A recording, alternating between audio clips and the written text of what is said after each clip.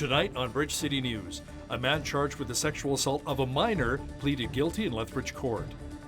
A petition from Medicine Hat against the Liberals' proposed gun ban gathers more signatures than any other in Canadian history. And the House of Commons heats up as the debate over the railway blockades continue. Your nation, your province, your southern Alberta. From the heart of Lethbridge, it's Bridge City News with Hal Robbins. Good evening. Thanks so much for joining us. A 38-year-old Lethbridge man has pleaded guilty to various charges involving a minor. Gary Lippa took the stand yesterday at Court of Queen's Bench. Instead of it being day one of his trial, he decided to plead guilty to 3 of 6 charges. They include making, printing, and publishing child pornography, luring a child, and sexual assault. Lippa was arrested by the Alberta Law Enforcement Response Team on February 22nd of 2018 at his home. Several computers and electronic devices were seized. Alert's Child Exploitation Unit alleges that Lippa engaged in sexual online chats with a 13-year-old girl and that nude photos were exchanged. It is alleged that the two met and he sexually assaulted her. The judge will proceed on sentencing, and the other charges, including accessing child pornography, will likely be withdrawn. Lethbridge City Council recently voted in favor of drafting a bylaw to ban conversion therapy in our city. It is the practice of using counseling or other means to try and change someone's sexual orientation from gay to straight. Lethbridge Mayor Chris Spearman stopped by our studio recently and explains what that action will look like for the city once a bylaw such as that is put in place. We wouldn't be issuing business licenses for those practices, so people who access counseling can get counseling, but it would certainly not be as a business in the city of Lethbridge. Mayor Spearman will have more on the hot-button topic of conversion therapy. That's coming up in the second half of our show. A local petition against Ottawa's proposed ban of military-style assault rifles has gathered more support than any in our country's history. E2341 was introduced by Medicine Hat resident Brad Maniziak and sponsored by Medicine Hat MP Glenn Motz. In just 2 months, more than 175,000 signatures were gathered. Mott says the petition speaks volumes as to the frustrations many Canadians feel with the Liberal plan. Many, including Mott, are concerned that law-abiding gun owners will have their property taken away and no real impact on public safety. The petition, with over 175,000 names on it, will be presented in the House in the very near future. The federal Conservatives decried layoffs at the House of Commons resulting from blockades that have disrupted rail traffic, hurting businesses across the country. Tory leader Andrew Scheer wants the government to direct police to step in. After 2 weeks of inaction and weakness, CN Rail and Via Rail have announced that they are laying off nearly 1,500 workers because of these non-stop blockades across Canada. 1,500 men and women who have to look their families in the eye and tell them that they were laid off. They still have bills to pay, so can the Prime Minister tell them on what day will the blockades come down? The Right Honourable Prime Minister. We're working extremely hard, doing absolutely everything we can to resolve these situations peacefully.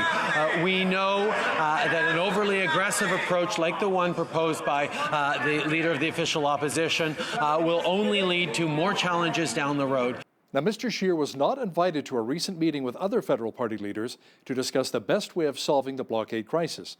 Political journalist Brian Lilly says Prime Minister Justin Trudeau was upset because he felt Scheer created divisiveness. Brian says that he believes that really wasn't the case. Conservative leader Andrew Scheer, who says these blockades have to end, the Prime Minister needs to act, that's beyond the pale. Scheer's comments, which I don't understand, have been called divisive, a call for violence, they've been called racist. I listened to them live as they happened. I re-listened to them again later. I did not hear any of that. Brian Lilly also says the LNG gas pipeline protest is just a tune-up for a much bigger one.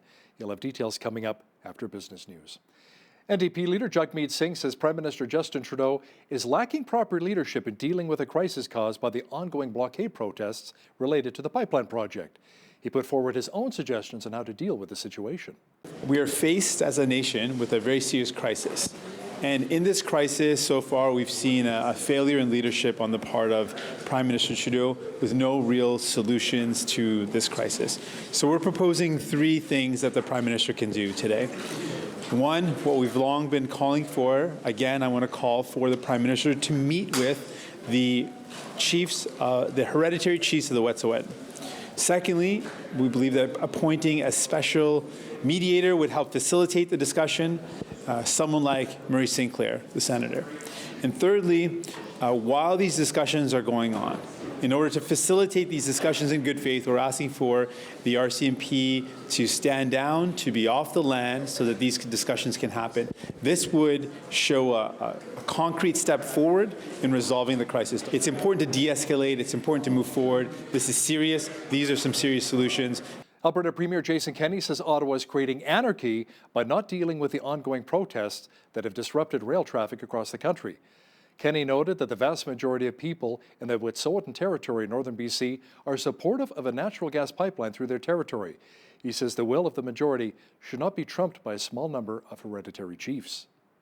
These illegal blockades are not, and I'm frankly getting a little bit tired of media misreporting the nature of these blockades. They are not in solidarity with the Wet'suwet'en.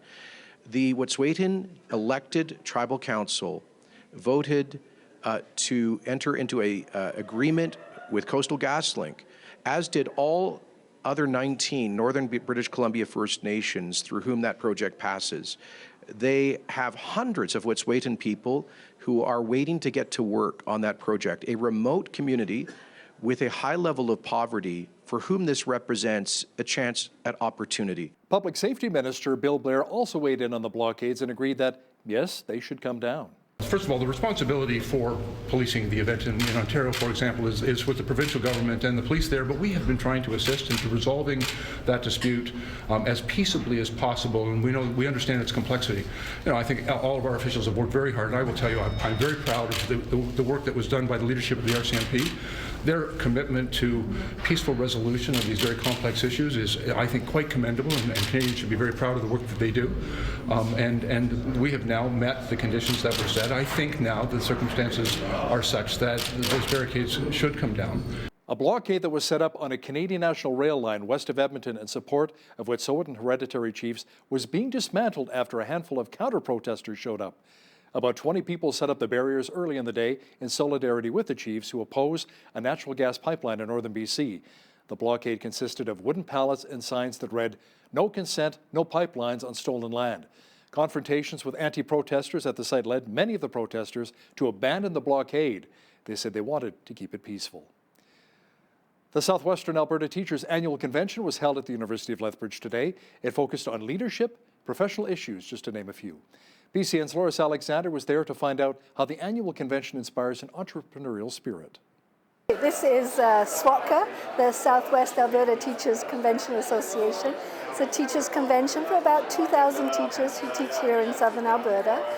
Teachers conventions have been going on for a very long time. The first one actually took place before Alberta was a province, a chance for our teachers to get together, to meet each other, to learn from each other. There are currently 9 teachers conventions paid for by teachers, organized by teachers and volunteers.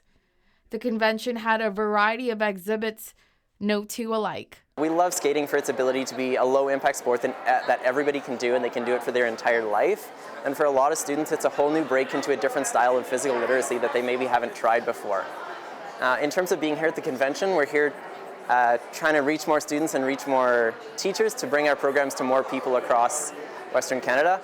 Currently, we're teaching about 100,000 students every year in over 350 schools. We end up talking to lots of parents who have sent their kids to Camp Before, as well as teachers that bring their classes. And so it's fun to reconnect with those teachers and parents that have been a part of Camp Before, as well as new options, new teachers that have never been there before but that have heard about it from other teachers. I'm here as a teacher. I teach choir and sewing and language arts and social, and so I've been looking around for different resources in those fields and ways to implement things in my classroom. And my husband is here. We're the owners of Control V Lethbridge, which is over by the movie mill, and so he's here as a vendor as well. For Bridge City News, I'm Loris Alexander. The Lethbridge Sports Hall of Fame introduced 6 new inductees this morning at the Nicholas Sharon Arena. BCN's Micah Quinn explains the nominees share their experiences during their careers and about what the nomination really meant to them. The newest inductees to the 2020 Lethbridge Sports Hall of Fame were introduced to the public today for the first time, and they shared some of their favorite memories during their careers. We went to nationals for PEI And as a young group, I think it was such a great opportunity for us to experience and to be able to travel and to be able to make connections over there and to be able to stay here, and our friendships that we built along the way, I think was really awesome. Maybe getting the Chinook Open in Lethbridge, a local competition, because when my daughter skated, we traveled all over because she was one of these, I want to go all the time. So I worked on getting a competition here, and that to me was maybe the highlight of my years, you know, because we've had it for quite a few years now. The 1983 slow pitch champions, Schwartz Angels, were connected because they were such a close group of friends. We were a really tight group at the time. Like I said, in winter it was hockey, and in summer it was the slow pitch, and so it went even outside of that. We traveled together, we played golf together, we did pretty well everything together as a group, and of course life gets in the way, and you grow up and you get married and you have kids and grandkids and et cetera, and when you get opportunities to get together, it's like you never parted company. For Bridge City News, I'm Micah Quinn. There have been 325 members that have been inducted into the Lethbridge Sports Hall of Fame since 1985. The induction banquet will take place on Friday, May the 1st. Economic development organizations strive to understand what drives economic costs and benefits. Today at SACPA, Speaker Bev Thornton explored the opportunities and challenges in sustainability and economic development. In southwest Alberta, we have a richness of agriculture, energy, renewable energy, and tourism opportunities. And when we look at those, the common thread that runs through them is sustainability of our landscapes and our businesses and healthy community development. So this element of sustainability always works with what we do in economic development. And when we see problems and challenges, those really represent opportunities. So in our role, we work with our communities to help identify those and figure out how, working together, we can move forward. Thornton is the Executive Director of Alberta Southwest Regional Alliance, a partnership of 16 rural municipalities. She's worked with the group since its inception in 2000. We have a coronavirus update for you now. According to a recent report, more than 2,100 people have now died and close to 76,000 are infected with the disease.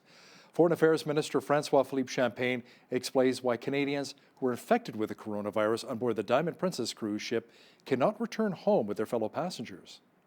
Based on the expert advice we've received, both from the Canadian side, and as you know, we're coordinating with our colleagues in the United States and other Five Eyes countries, the determination has been made from a public health perspective that it would be better for them to be treated locally with local expertise in Japan.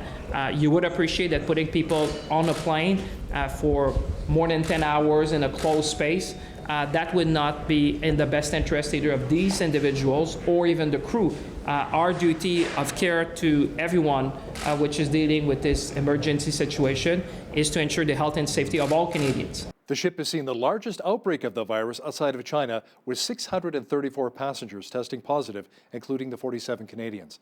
Now, 2 people aboard the ship died today. No word yet if they were some of the Canadians who were affected. Foreign Affairs Minister François-Philippe Champagne says Canada and its Western allies are calling on the world to help bring sustainability and stability to Venezuela. The Latin American nation is hobbled by a refugee crisis and economic collapse under a dictator they deem illegitimate. Champagne says Canada wants to see democracy return to Venezuela. We gathered today to discuss the challenges the Venezuelan crisis represents for all of us and how we, the Lima Group, can bring the world community together to reestablish democracy in that country. As you know, the crisis in Venezuela continues to deepen. Almost 5 million Venezuelans have had to flee the country because of a collapsing economy and a regime that violates their human and democratic rights on a daily basis. Since the Lima Group was formed, we have been a leading voice in the region pressing for change. We need to continue that important work. The world is watching us, and the world expects leadership from each and every one of us. A 43-year-old German man who posted a manifesto calling for the complete extermination of many races and cultures shot and killed 9 people of foreign background in Germany. Authorities say most of the attacks were on Turkish people at a bar and other sites in a Frankfurt suburb. He was later found dead at his home along with his mother. Police are treating this incident as an act of domestic terrorism. You know, it's hard to believe this is the 3rd week of February with all of the above-zero temperatures, but will they be sticking around? Jeanette Rocher will be here shortly with a complete look at the weather picture. Jeanette Rocher is here now with a look at the weather forecast. Nice and warm again today for the 3rd week of February. A good time to load up on the windshield washer fluid as the meltdown continues.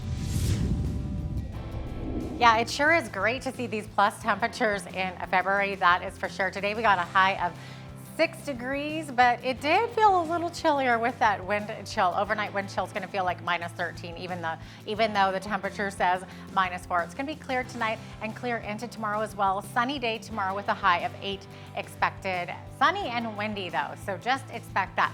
Now, getting ahead into the next 5 days over the weekend, we are going to see a nice weekend with the plus temperatures. Windy though.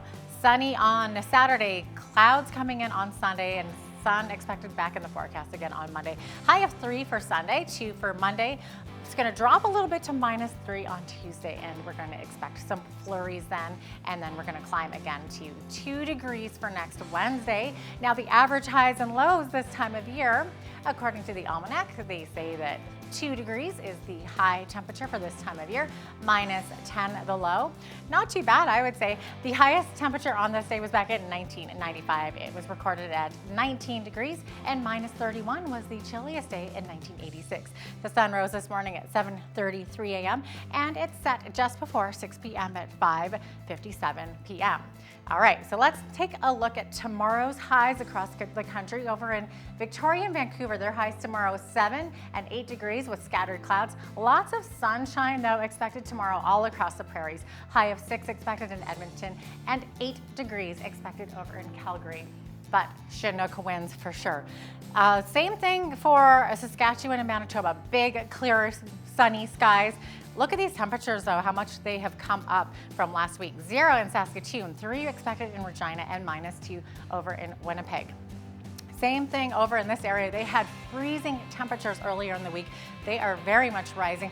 High of 1 degree in Toronto, -2 is the high expected for Ottawa, and -4 for Montreal. Lots of sunshine expected there as well. Now over in Atlantic Canada, -7 the expected high for Fredericton, -6 for Halifax, -12 for Charlottetown. Lots of sunshine.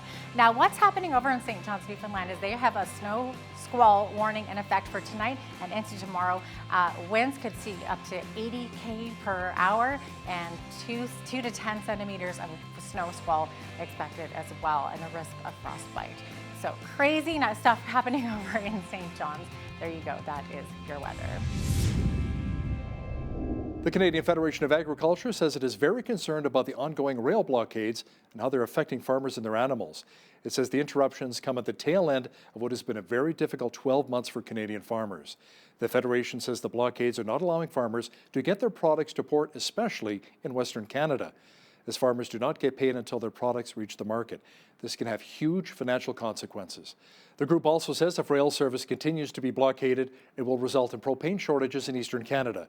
Many farmers use propane to heat their barns during the colder winter months. Canada's grain and oilseed industry says 1 of 4 jobs will go unfilled due to a lack of available workers. The Canadian Agricultural Human Resource Council says this could be devastating to the industry's growth. A report says in 2018 alone, the sector lost close to $600 million in sales due to labor shortages. The council estimates that by the year 2029, the labor gap is expected to reach 10,600 due to retirements and a shrinking domestic workforce. It notes the industry cannot use the Seasonal Agricultural Worker Program or the Temporary Foreign Worker Program. One of Canada's largest beef producers says it achieved a milestone in its commitment to sustainable food production. JBS Canada says its beef processing facility in Brooks, Alberta is now a certified sustainable beef processor after successfully completing a third-party audit. The designation ensures the plant has met requirements related to natural resources, people, animal health, and welfare. The company says the certified standard is based on science and expert opinion. It says it is proud of its water management and animal handling systems. Loblaw Companies earned a profit of $254 million in the fourth quarter. It did, however, fall short of what analysts were expecting, even though earnings rose from $221 million in the same quarter the previous year. The parent company of Loblaws and Shoppers Drug Mart says revenue totaled $11.59 billion. That is up from $11.22 billion. Going forward, Loblaw says it will remain focused on delivering process and efficiency improvements to offset increasing costs and to fund investments in infrastructure to support growth. Now, here's a look at today's markets. The TSX was up 18 points on the day to 17,944. The Dow was down 128 points to 29,219. The S&P 500 was down almost 13 points to 3373. The Nasdaq was down 66 points to 9750. Oil was up 49 cents to 53.78 per barrel. Natural gas was down 4 cents to $1.92. Gold was up 31 cents to $16.1988 an ounce, and silver was unchanged at $18.43 an ounce. Wheat is at $224 per metric ton, barley's at $224 as well, canola's at $461, and corn is at $259 per metric ton. Live cattle were down $1.20 to $121.53, feeder cattle were up 3 cents to $141.33, and lean hogs were down 70 cents to $67.25. The Canadian dollar was up slightly on the day to 75.43 US. Recapping one of our top stories this hour, the Canadian Federation of Agriculture says it is very concerned about how the ongoing rail blockades are affecting farmers and their animals. It says the interruptions come at the tail end of what has been a very difficult 12 months for Canadian farmers. The Federation says the blockades are not allowing farmers to get their products to port, especially in Western Canada. As farmers do not get paid until their products reach the market, this can have huge financial consequences. Lethbridge Mayor Chris Spearman stopped by our studio recently to discuss some of the major issues in our city, including drug crime and conversion therapy. That interview is coming up, but first, here's a look what's happening in and around your community. Here's your Bridge City News community calendar. Pitcher Butte Trinity Church is hosting a play entitled Amazing Grace, the story of John Newton, on Friday, February 21st at 7 p.m. Enjoy this solo performance featuring Deanna Storfey from Acting Up Drama, as she brings to life the true story behind one of the most popular and recognized hymns of the 20th and 21st centuries. Tickets are $10 and can be purchased by calling Sandra at 403-732-4787. The Coldest Night of the Year walk is taking place Saturday, February 22nd at the Evangelical Free Church of Lethbridge. This fundraising event is in support of Lethbridge's hungry, hurting, and less fortunate. The walk will begin at 5:15 p.m., followed by a warm celebration meal. Interested walkers are encouraged to register as soon as possible at cnoy.org. For more information, visit streetsalive.ca. Come for a fun evening filled with musical entertainment to the Lethbridge Community Brass Choir's Brass Day Concert, featuring international trumpet soloist and jazz artist Rex Richardson on Saturday, February 29th, beginning at 7 p.m. at College Drive Community Church. Tickets are $15 and free for children under 12. Purchase yours today at CASA or visit lcbs.yapcity.com. For details, go to lcbs.ca. And that's your Bridge City News community calendar. Lethbridge Mayor Chris Spearman joins me in studio today to give an update on current municipal issues. Welcome back to BCN, Mayor. I'm happy to be here, Hal. Now, since the last time we chatted, the city received about $11 million of provincial funding for a 42-unit supportive housing facility. How much of an impact will that have in our community? Well, that was good news to receive those funds from the provincial government. We've been asking for those funds for 5 years. We received a preliminary approval a year prior, and it's good to have the review and the money finally flowing. So it'll be about a year before we can build that facility. We heard from our PAC team in a presentation to council. They're the Alberta Health Unit that works with our Lethbridge City Police, that their caseload is 171 individuals. Wow. So we could actually use about 3 more of those 42-unit housing facilities to get people the supports they need when they have severe mental health issues and probably will have great difficulty coping in life. So they need the supported housing that's been provided to us. How about locations? Has that been really discussed with the province at all? That is a provincial decision. We certainly are working with the province on possible locations, and of course we recognize that those will be controversial. and certainly we're working with them and partners as to who might actually be operating it. But those will be provincial decisions. Now let's talk about the conversion therapy ban, or the bylaw to potentially ban conversion therapy in our city. It's been banned in Edmonton, St. Albert, Calgary's looking at doing the same thing, Vancouver. But there's some people in saying, well, if somebody wants help and they're questioning their own sexuality, why not just have that available to somebody as opposed to being coerced or forced into doing something that they don't want to, like changing their sexual identity? Yeah. So the concern has been the way that has been done and conducted in the past, the practices that were employed, and certainly what we've done is said that we wouldn't be issuing business licenses. We've asked for our administration to bring back a proposal, so we wouldn't be issuing business licenses for those practices. So people who access counseling can get counseling, but it would certainly not be as a business in the city of Lethbridge. We have to be careful as a city too that we're only involved in issues that are within our mandate. So the other piece of the bylaw or the resolution that was passed was to write to the provincial government, because it is in their jurisdiction, making sure that they pass legislation, or urging them to pass legislation which would limit the undesirable practices that have been associated with conversion therapy. Yeah, I mean, there was chemical castration in the past, shock therapy. I mean, that's no longer used. At least you'd hope it's no longer used. Have you chatted with some of the faith-based groups in town and got their reaction regarding this potential ban? We haven't had that discussion. That would be something our administration will do as we go forward to develop a bylaw.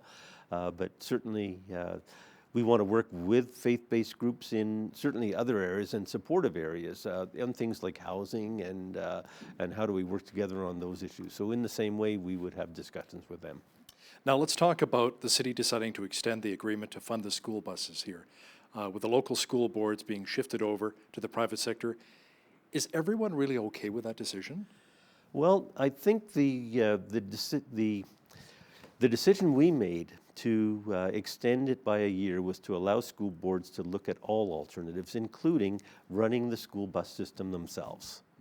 So it could be turned over to the private sector, or it could be the school bus system being run by the school board. So in any event, we would be getting out of yellow school bus transportation. We're the only municipality in the province that currently provides that, and it's moving the responsibility back to the school boards where it belongs. Why? Is it a money issue? Is that the bottom line? It's basically a jurisdictional issue, and we don't want to be involved in areas where we don't need to have responsibility. Now, council decided to put off the census this year. You believe it may be a better way to spend some money? Is that the big reason behind it? There's a cost to doing the census, and because the provincial government has changed their funding formulas, there's no point in doing the census this year. When we're growing as a city on a regular basis, we were doing annual census because previously we would be funded on a per capita basis when grant funding was provided every year for things like MSI. So explain to our viewers what that is, MSI. That's Municipal Sustainability Initiative. That's the capital funding from the province.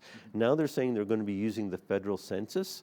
And of course, we have concerns about that as well, because we don't want them using the 2016 census for funding projects. We want to make sure that they're using current populations.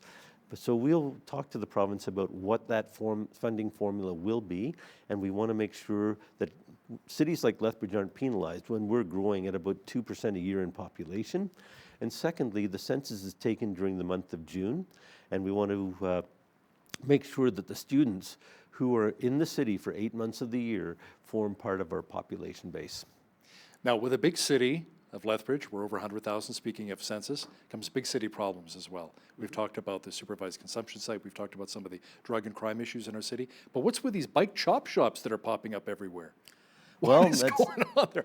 I've heard of car chop shops, but now we have bike chop shops. Certainly, bicycle theft, one of the ways to cover your tracks, if you like, is to basically paint the bikes and splice different bikes together and that type of thing so they're unrecognizable.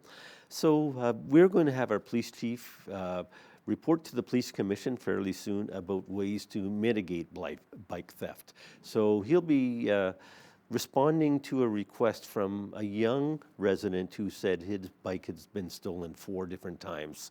And we'll be having proposed solutions on bike tracking coming from the police chief. So I want to let the chief come forward with those proposals, but we're expecting them possibly as soon as the March Police Commission meeting.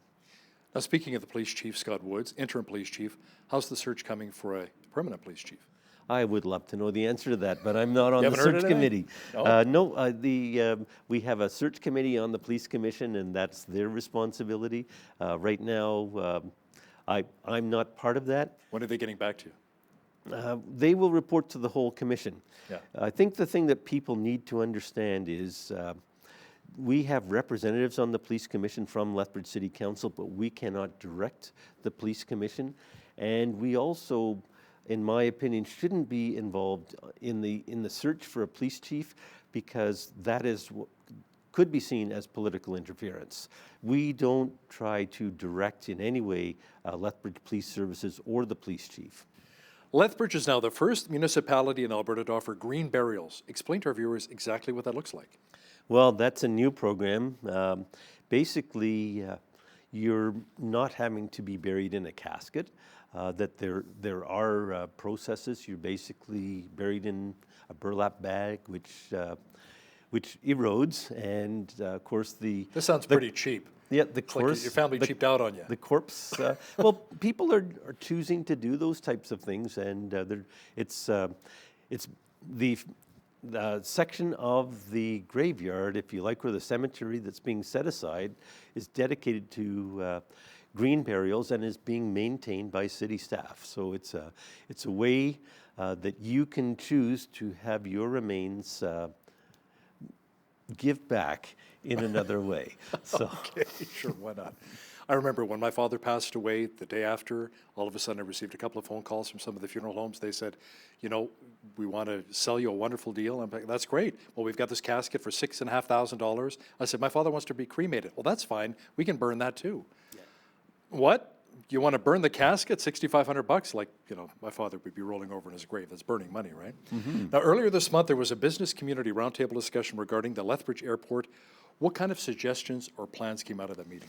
Well, what happened was we engaged an organization by the name of Modalis, who have worked with airports around the world to assess our airport. So in essence, similar to an administrative review, they looked at the strengths and weaknesses of the airport, and then they developed a plan for the development of the Lethbridge Airport, which they reported to the community. So we'll be building on that plan. These are people with extensive experience in airport development. So it's not just about passenger flights, which is important, but also about airport development as an economic development driver. So how do you develop the lands around the airport, and how do you improve the customer experience at the airport? What do you see some of the weaknesses are right now for the Lethbridge Airport? Well, there is basically a small staff. I think the total number of employees is about 10. Wow. And of course, how do you maintain security? How do you ensure that you have the right expertise? We want to continue to provide a good level of service to the airlines. So we never want to be the reasons why flights are canceled. To this point, there have been some cancellations and some concerns from passengers about having to wait in Calgary, about late night flight cancellations. All of those cancellations were by the airlines. None of it was because we weren't ready at Lethbridge to receive a plane. And we need to make sure that's always the case, that runways are always plowed. People take for granted that the runways will be plowed when the early morning flights take off, and that means people have to be be getting out of bed at 3 o'clock or in the morning to be plowing at 4 o'clock to make sure that the runways are in shape to accommodate landing and taking off. So we need to make sure that we have all the services in place with a very limited staff and make sure that we have backups, that we never have interruptions. Now, speaking of plowing, for people who are new to our city, Mayor, can you explain why a lot of the side streets are not plowed in our city during the winter months? You get 4 feet of snow, or 5 feet with the snow drifts? The reason why is because people don't want to pay higher taxes. It would cost money to make sure that all the streets Are people willing to fork in a few extra bucks? No, they're not. No? That's why we're doing administrative reviews of our services. We're looking for areas to save money and minimize any future tax savings. So we're putting a lot of effort into those administrative reviews, and City Council is determined to follow up on the recommendations. So, yeah. Lethbridge Construction Association says local construction is forecast to stay in a lull over the next few years, and they're hoping that City Council will advocate for more provincial funding for education and apprenticeships. How's that coming? Well, we are working on trying to, we're trying to work with our local investors and saying, let's look at the provincial economy for the next couple of years. It doesn't look rosy. If we're going to have a self-sustaining economy, we're going to have to do it ourselves. Don't count on the provincial government to be handing us any big increases in grants, and we're going to have to make sure we're funding projects, develop private sources of funding, and we'll have to go forward from there. We've had some wonderful partnerships. We'll pursue everything we can provincially and federally, and we see provincially the funds are drying up. We're going to need to be able to access federal funds to make sure Lethbridge gets its fair share, and we can continue to move forward with projects. You're going to see Lethbridge City Council delaying capital projects simply because the funds aren't available from the provincial government in most cases.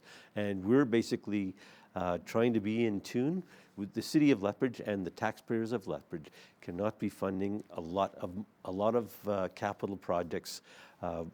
There's no way to reduce taxes if we're going forward and bearing the burden of major capital projects. So. You know, on the other hand, Mayor, a survey commissioned by Economic Development Lethbridge and the Chamber of Commerce asked for feedback from 143 local business owners and their economic prospects. 76% said it was very much a positive outlook, and 80% said they would either maintain or expand their workforce for the next year. So that must be positive news, right? That's really good news, and you know, we're going to do what we can to stimulate the economy from the city point of view, but it can't.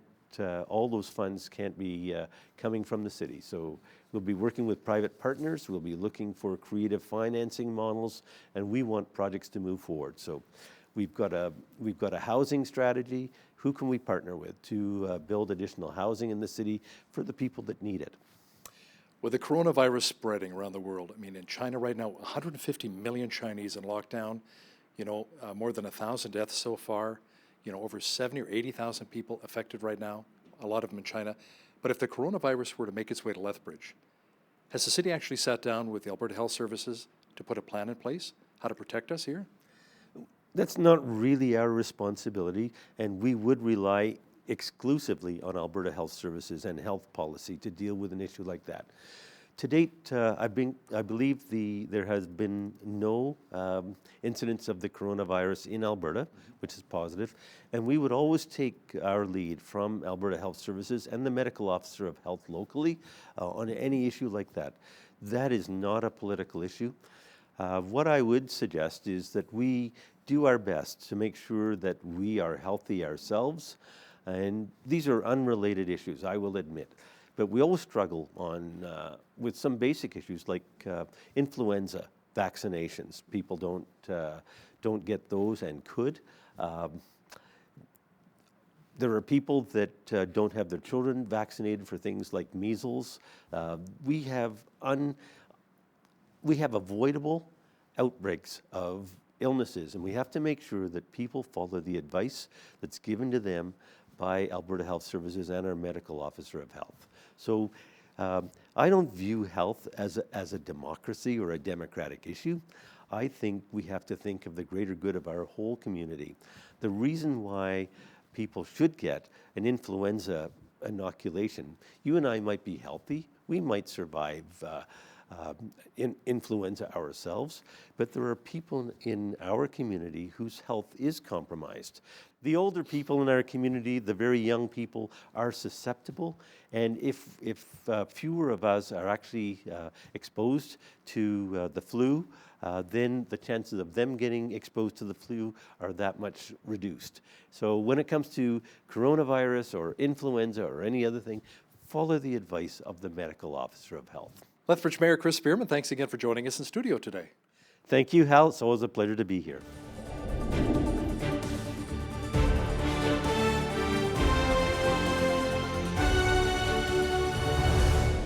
Edmonton and Montreal are the latest major centres to see rail blockades. Makeshift protest camps are going up west of Edmonton and south of Montreal. Joining me now to talk about it, a lot of these blockades, is Toronto journalist and one of our regular contributors, Brian Lilly. Brian, what's the latest with the blockades? Well, so the blockade in Edmonton, just west of the city, went up on Wednesday morning, and by Wednesday afternoon it was down. We'll see if it pops back up again. These things tend to be fluid. Montreal's, as far as I know, remains in place. And interestingly enough, Hal, on Wednesday morning, there was a train derailment in Quebec, a small town I'd never heard of before called Sainte Marie-Salome. I know Quebec pretty well. Didn't know this place. I looked it up. It's about 60 kilometers northeast of Montreal, about halfway between Montreal and Three Rivers, for people that know that stretch of Quebec. And officials investigating said that they saw some evidence that they believe someone put something on the track to purposely derail a train. So 2 cars derailed, no one injured, no one in jeopardy, but that is a serious concern, especially when, with some of these protests, some of the more radical elements have called for train derailments. They've called for damaging of bridges, which has been done in the past.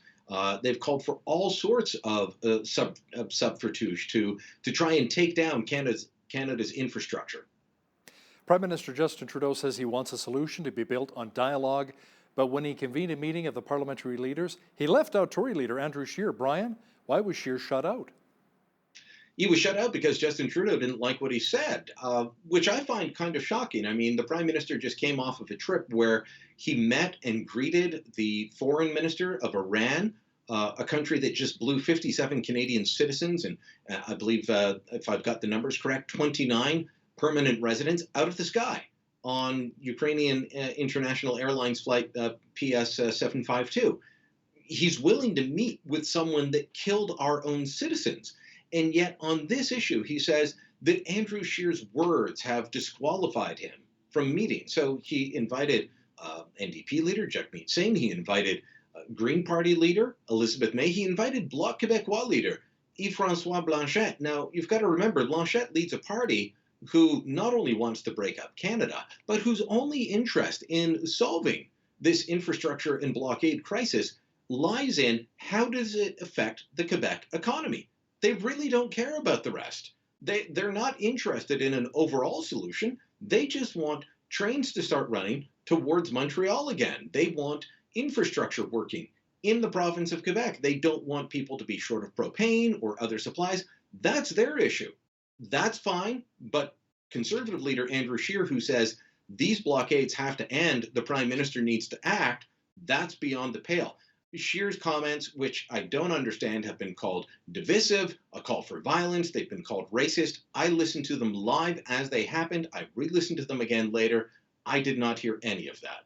The government continues to say that the use of police force is no answer to the crisis, Brian, and that the government cannot tell police what to do.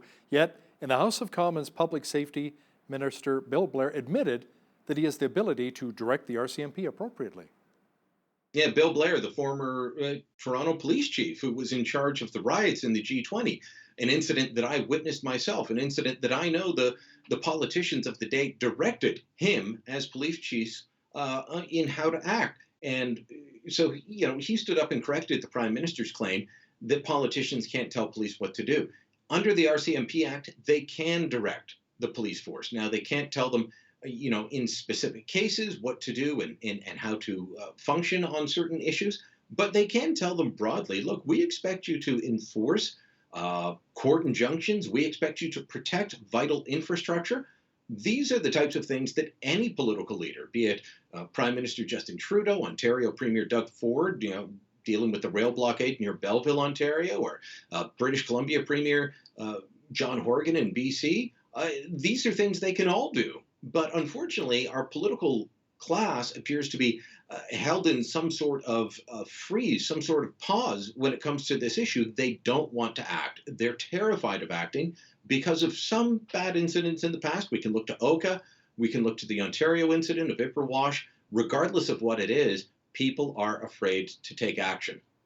Some are saying the natural gas pipeline protest is just a warm-up or a tune-up for the fight over approving the Tech Frontier oil sands mine. Brian, that project is pretty important to us right here in Alberta. It really is, and yet it seems to be just a warm-up act. And of course, we've got the Environment Minister, John Wilkinson, out of British Columbia, who's telling Alberta, look, if you want this thing approved, you might have to make some concessions. You might have to consider a carbon tax.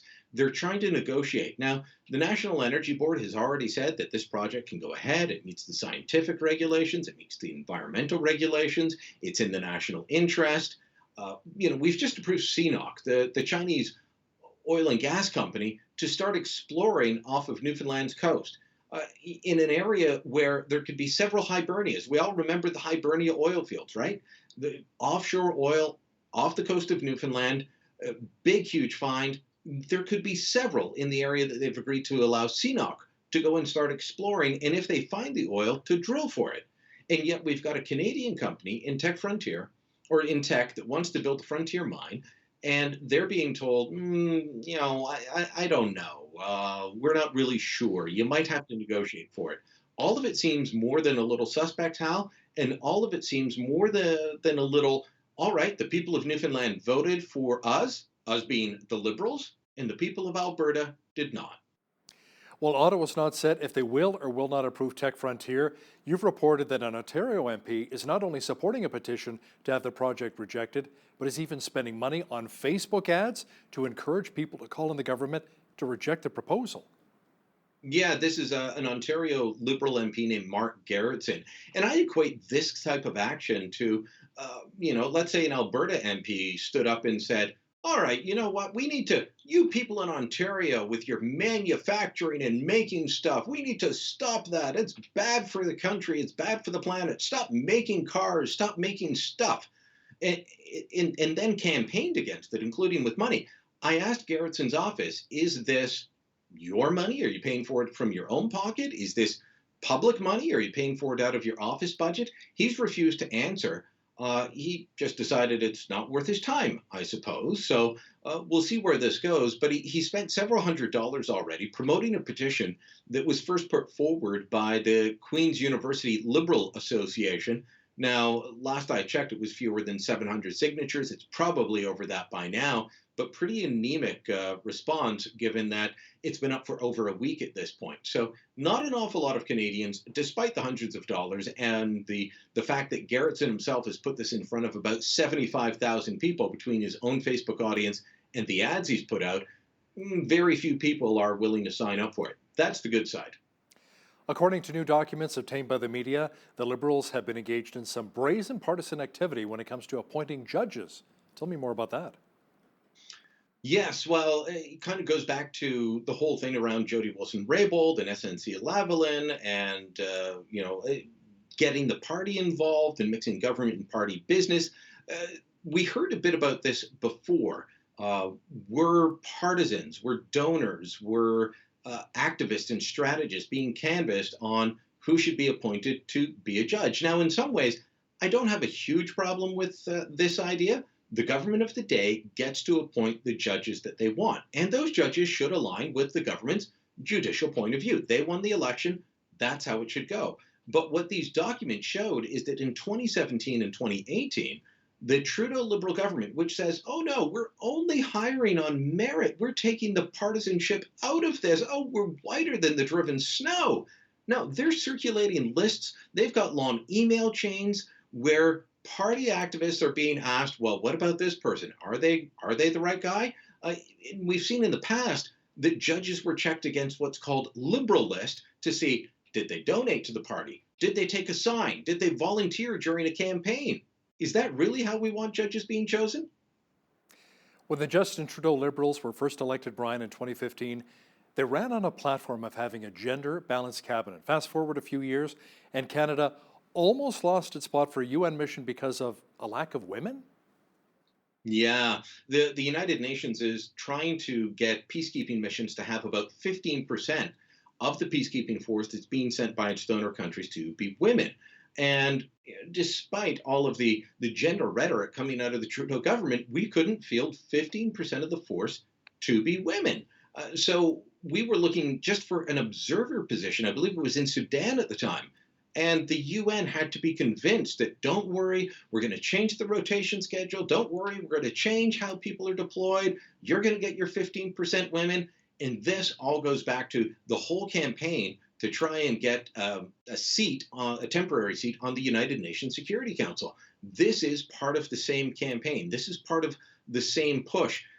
It's the push that took the Prime Minister to Africa last week. The push that took him out of the country as we're dealing with a national crisis, and one that has, basically consumed him until the public pressure said, no, you've got to stay home and actually look after these issues. But a little bit surprising from this government, given their rhetoric, that they couldn't find 15% of a peacekeeping force made up of women to be able to send and appease the dictates of the UN. Brian, many people still remember the Phoenix pay system debacle, the program which saw Canadian civil servants not paid, over or even underpaid. Now it turns out there was an email sent out with the personal information of 69,000 people. How did that happen? Just a massive blunder by the government. We worry about these data breaches, and the government is quick to react when it's a private sector company, whether it's a credit card company, a bank, a store. We've seen loyalty programs hacked and private information given out. In this case, 69,000 people, their names, their home addresses, phone numbers, and more released through someone bungling the system. And of course, the Phoenix pay system, the reason there's so many people applying and so many people having their information in there is because this is the system that was supposed to fix pay system problems. Now, it was started under the Harper government. It was enacted under the Liberal government. Months after they took office, they were warned, don't start it. It's not ready. But they launched it early in 2016. Since then, we've seen people not paid at all. We've seen people underpaid. So, maybe, just for an example, you're expecting $1,000 on this particular paycheck or $2,000. You get half of that. Okay, that's a little bit worrisome. But the next paycheck, you're still only getting half. But then there's people that are overpaid and they don't know how to give the money back. I spoke to one woman. She was given $20,000 extra. She checked her bank account on payday. There's $20,000 extra in the bank. She said, this isn't mine. How do I give it back? And they said, we can't tell you, but you better not spend it and you better give us all the interest. So this has been a nightmare for absolutely everyone involved. And now you add on top of this, your private information may have been breached. There's an awful lot of civil servants right across the country, not just in the National Capital Region, but right across the country, very worried about what all of this means. I wonder how many people would have actually spent that cash. 22 extra K in my bank account. All right. We're off to the Caribbean or a brand new truck or a car, right?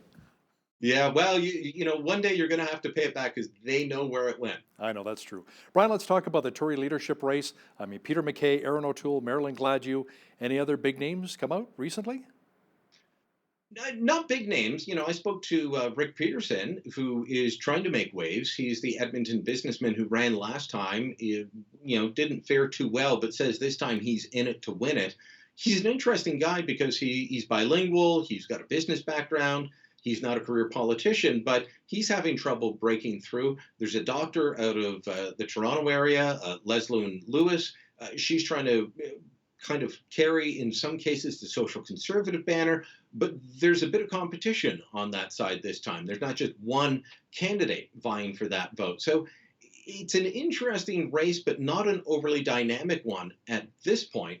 It's really going to take shape within about the next week because by the end of the month, there's an awful lot of deadlines that have to be met for anyone that actually wants to be considered an official candidate. And after February 27th, we'll really know how this race is going to shape up. I wonder if there's any real competition of Peter MacKay and Aaron O'Toole. Do you see it as a two-horse race at this point? Or maybe even a one-horse race just with MacKay? I think O'Toole is, he's got some good people behind him. He's got a good database. He's got some good online activity. But does he have the ability to overtake MacKay when it comes to something that matters an awful lot in politics, and that is the issue of name recognition? Polling shows that Peter MacKay has the best name recognition of all. No surprise, he was first elected in 1997. He was an MP, cabinet minister, party leader up until 2015 when he took a bow out. He stayed in the media since then. Aaron O'Toole was first elected in around 2012, I believe, in a by-election. And he did spend some time in cabinet, but most of his time as an MP has been in opposition. So he's got an uphill battle, but you can't discount him, because in the last leadership race, he started out from nowhere, where people didn't even know if Aaron was a man or a woman, and ended up in third place. So, the MacKay team would be ill-advised to say, we don't have to worry about this guy. They really do. One of our regular contributors, Brian Lilly, joining me once again from Toronto. Thanks again, Brian. Thank you, Hal. On behalf of all of us here at BCN, I'm Hal Roberts. God bless, and thanks so much for watching.